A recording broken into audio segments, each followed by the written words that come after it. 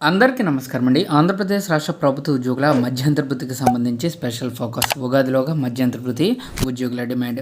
So ఈ వీడియోలో వీటి గురించి పూర్తి వివరాలు అయితే తెలుసుకుందామండి. సో ముందుకు వీడియోని సపోర్ట్ చేసే వారందరూ కూడా వీడియోని ఒక లైక్ చేసి మీ తోటి ఉద్యోగ మిత్రులకు వీడియోని అయితే షేర్ చేయండి.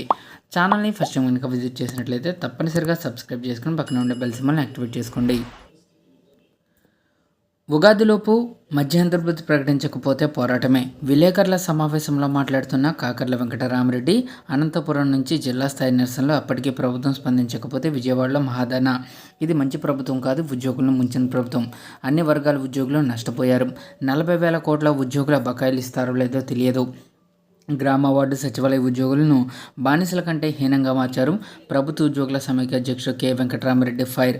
సో ఇక్కడ ఉగాది నాటికి రాష్ట్ర ప్రభుత్వ ఉద్యోగులకు మధ్యంతర వృత్తి అనేది ప్రకటించకపోతే ఆందోళనకు దిగుతామని ప్రభుత్వ ఉద్యోగుల సమైక్య అధ్యక్షుడు కె వెంకటరామరెడ్డి చంద్రబాబు ప్రభుత్వాన్ని హెచ్చరించారు. తొలుత అన్ని జిల్లాల్లో నిరసన ప్రదర్శనలు చేస్తామని, అనంతపురం జిల్లాతో నిరసనలు ప్రారంభిస్తామన్నారు.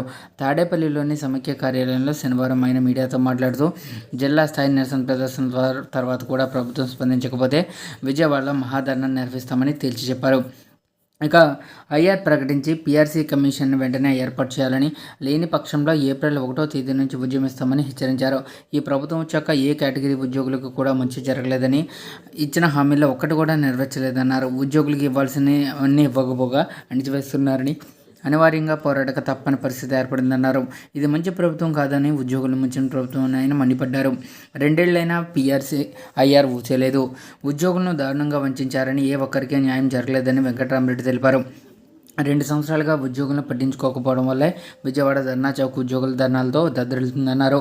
ఒక్కటి ఇచ్చి పండుగ చేసుకోవాలని చెప్పారని, దాంతో ఎన్ని పండుగలు చేసుకోవాలని ఆయన ప్రశ్నించారు. ఈ ప్రభుత్వం వచ్చాక ప్రతి 6 నెలలకు ఒకసారి మొత్తం 4 డిఏ ఇవ్వాల్సి ఉండగా కేవలం 1 మాత్రం ఇచ్చారని, అది కూడా పూర్తిగా ఇవ్వకుండా కొంత పెండింగ్ పెట్టారని తెలిపారు. అలాగే ఐఆర్ వెంటనే ఇస్తామని ఎన్నికలకు ముందు హామీ ఇచ్చారని, కానీ 2 ఏళ్లైనా దాని గురించి మాట్లాడడం లేదన్నారు. గత ప్రభుత్వం అధికారంలోకి వచ్చిన వెంటనే చెప్పిన మాట ప్రకారంగా ఐఆర్ ఇచ్చిందని వెంకటరామరెడ్డి గుర్తు చేశారు. ఉద్యోగులకు 40,000 కోట్ల బకాయిలు. ఉద్యోగులకు ఇవ్వాల్సిన బకాయిలు 35,000 కోట్ల నుంచి 40,000 కోట్ల వరకు ఉన్నాయని, వాటిని ఎప్పుడు ఇస్తారో, అసలు ఇస్తారో లేదో తెలియడం లేదని వెంకటరామరెడ్డి అన్నారు. చరిత్రలో ఎప్పుడూ లేని విధంగా పోలీసులకు 5 ఎస్ఎల్లు పెండింగ్లో ఉన్నాయని, సిపిఎస్ ఉద్యోగుల సమస్యకు పరిష్కారం చూపించకపోగా కనీసం దాని గురించి ఆలోచన కూడా చేయడం లేదని, ఉద్యోగులకు కనీసం పదోన్నతులు కూడా ఇవ్వడం లేదన్నారు. అర్హత లేని వ్యక్తిని సెక్రటరీ జనరల్గా నియమించి అసెంబ్లీలో ఇష్టానుసారం వ్యవహరిస్తున్నారని ఆయన ఆరోపించారు. ఇక కాంట్రాక్టు ఉద్యోగుల క్రమబద్ధీకరణను నిలిపేయడం అన్యాయమని, గ్రామ వార్డు సచివాలయ ఉద్యోగుల బాధలు చెప్పలేని విధంగా ఉన్నాయని, రాజుల కాలంలో బానిసల కంటే దారుణంగా వారితో పనిచేస్తున్నారని ఆయన మండిపడ్డారు.